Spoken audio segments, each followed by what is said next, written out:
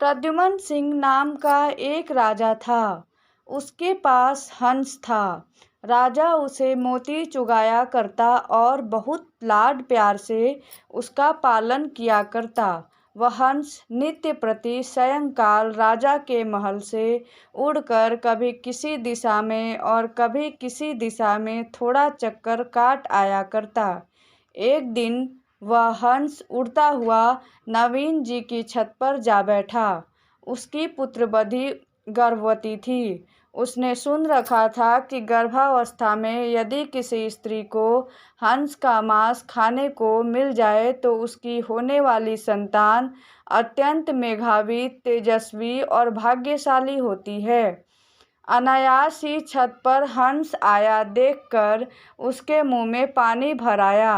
उसने हंस को पकड़ लिया और रसोई में ले जाकर उसे पकाकर खा गई। इस बात का पता उसने अपनी सास को न लगने दिया, न ससुर को और न पति को ही, क्योंकि उसे भय था कि अगर राजा को इस बात का सुराग लग गया तो बड़ा अनिष्ट हो जाएगा। इधर जब रात होने पर हंस राजमहल में नहीं पहुंचा तो राजा रानी को बहुत चिंता हुई। उनका मन आकुल व्याकुल हो गया। चारों ओर उसकी खोज में आदमी दौड़ाए गए, लेकिन हंस कहीं हो तब मिले ना। राजा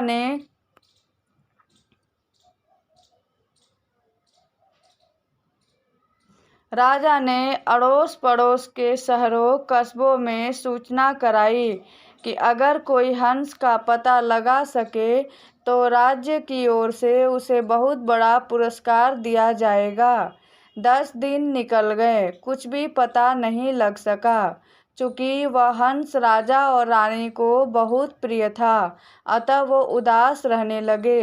एक दिन जब कुटनी राजा के पास आई और बोली कि वह हंस का पता लगा सकती है, लेकिन उसे थोड़ा सा समय चाहिए। राजा ने कहा, मेरे राज्य के पंडित, ज्योतिषी, हाकिम, हुक्काम और मेरे इतने सारे गुप्तचरों में कोई भी पता नहीं लगा सका। तुम कैसे पता लगा सकोगी? कुटनी ने कहा, मुझे अपनी योग्यता पर विश्वास है। अगर अन्नदाता का हुक्म हो तो एक बार आकाश के तारे भी तोड़ कर ले आऊं। आप मुझे थोड़ा सा समय दीजिए और आवश्यक धन दे दीजिए। उसे वापस ला सकूं या नहीं, लेकिन मैं आपको विश्वास दिलाती हूँ कि उसका आता पता अवश्य ले आऊँगी। राजा ने स्वीकार कर लिया और कुटनी अपने उद्देश्य की सिद्धि के लिए चल पड़ी। सबसे पहले कुटनी ने यह पता लगाया कि शहर के धनिक घरों में कौन कौन स्त्री गर्भवती है। उसे पता था कि गर्भावस्था में किसी स्त्री को यदि हंस का मांस खाने को मिल जाए तो वह बिना खाए नहीं रहेगी। साथ ही यह भी जानती थी कि साधारण घर की कोई स्त्री राजा का हंस पकड़ने का साहस नहीं कर सकती। खोजते खोजते उसे पता लगा कि दीवान की पुत्रवधू गर्भवती है। अतः उसके मन में संदेह हो गया कि हो सकता है राजा का हंस उड़ते उड़ते किसी दिन इनके घर की छत पर आ गया हो और गर्भावस्था में होने के कारण लोभवश यह स्त्री उसे खा गई हो। कुटनी ने सोचा कि किसी भी स्त्री के साथ निकष्ट मैत्री करने के लिए उसके पीहर के हालचाल जानना आवश्यक है। इसलिए कुटनी उसके पीहर के गांव पहुंची। वहां जाकर उसने पीहर वाले सारे लोगों के नाम धाम तथा उनके घर में बीती हुई खास पुरानी घटनाओं की जानकारी ली। उसे पता लगा कि दीवान जी की पुत्रवधू की बुआ छोटी उम्र में ही किसी साधु के साथ चली गई थी और आज तक लौटकर नहीं आई है।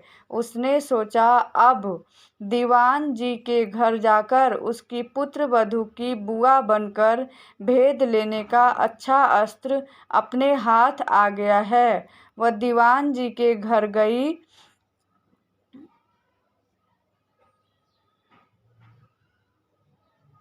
उनकी पुत्रवधू के साथ बहुत स्नेह ममत्व की बात करने लगी और बोली, बेटी मैं तेरी बुआ हूँ, हम दोनों आज पहली बार मिली हैं। तुम जानती ही हो कि मैं तो बहुत पहले घर छोड़कर एक साधु के साथ चली गई थी। हाल ही में घर लौटकर आई हूँ और भाई से मिली तो उसने बताया कि तुम यहाँ ब्याही गई हो और तुम्हारे ससुर राज्य के दीवान हैं। यह जानकर मन में तुमसे मिलने की बहुत उत्कंठा हुई तो यहाँ चली आई। तुम्हें देखकर मेरे मन में बहुत ही हर्ष हुआ। भगवान तुम्हें सुखी रखे, तुम्हारी कोख में एक कांतिवान तेजस्वी पुत्र पैदा हो। मैं परसों वापस जा रही हूँ। तुम्हारे लड़का होने के बाद भाई भाभी को साथ लेकर बच्चे को देखने और उसका लाड चाव करने यहाँ आऊँगी। दीवान की पुत्रवधू ने अपने भोलेपन के कारण उनकी बातों का विश्वास कर लिया और बोली, बुआ जी आप आई हैं तो 10 दिन तो यहाँ रहिए, जाने की इतनी जल्दी भी क्या पड़ी है। बुआ बनी हुई कुटनी को और क्या चाहिए था। उसने वहाँ रहना स्वीकार कर लिया और थोड़े ही दिनों में बुआ भतीजी खूब हिल मिल गई। एक दिन बातों ही बातों में बुआ जी ने कहा, बेटी गर्भावस्था में किसी स्त्री को अगर हंस का मांस खाने को मिल जाए तो बहुत अच्छा परिणाम निकलता है। उसके प्रभाव से होने वाली संतान बहुत ही तेजस्वी कांतिवान होती है। किंतु हंस तो मानसरोवर छोड़कर कहीं होते नहीं हैं, इसलिए यह काम पार पड़े तो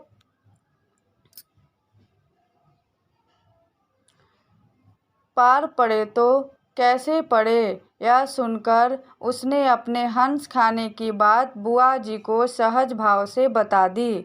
सुनकर बुआ ने कहा, बेटी यह अचरज की बात है कि तुम्हारे यहाँ राजा के पास हंस था। तुमने जो कुछ किया वह बहुत अच्छा किया, किंतु तुम्हें किसी के सामने इस घटना का जिक्र नहीं करना चाहिए। मेरे सामने भी नहीं करना था, लेकिन खैर कोई बात नहीं।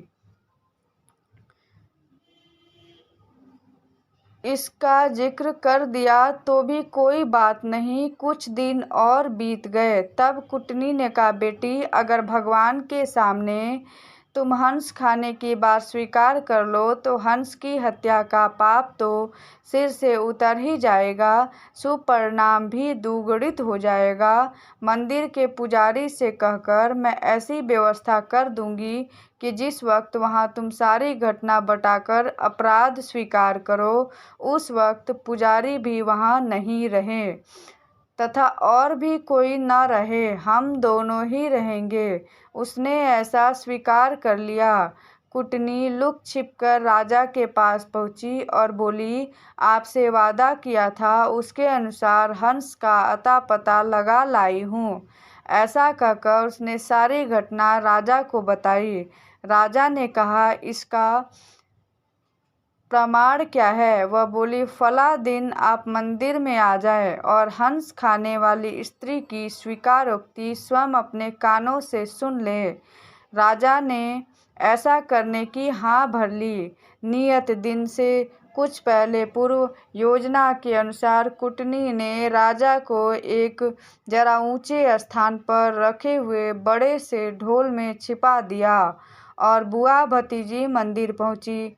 मंदिर का पट खुला था। पुजारी या और दूसरा कोई व्यक्ति वहां नहीं था।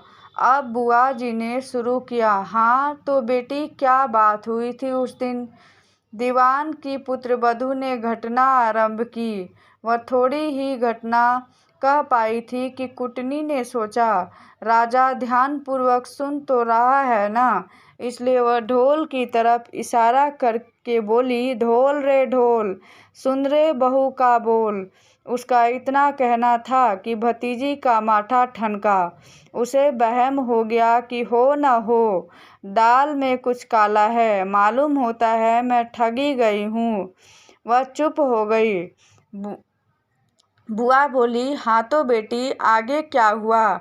इस पर भतीजी बोली, उसके बाद तो बुआ जी मेरी आँख खुल गई, सपना टूट गया। ज्यों ही भतीजी की आँख खुली त्यों ही बुआ जी की आंखें भी खुली की खुली रह गईं। उसके पाँव तो भतीजी से भी भारी हो गए और उसके लिए उठकर खड़े होना भी मुश्किल हो गया।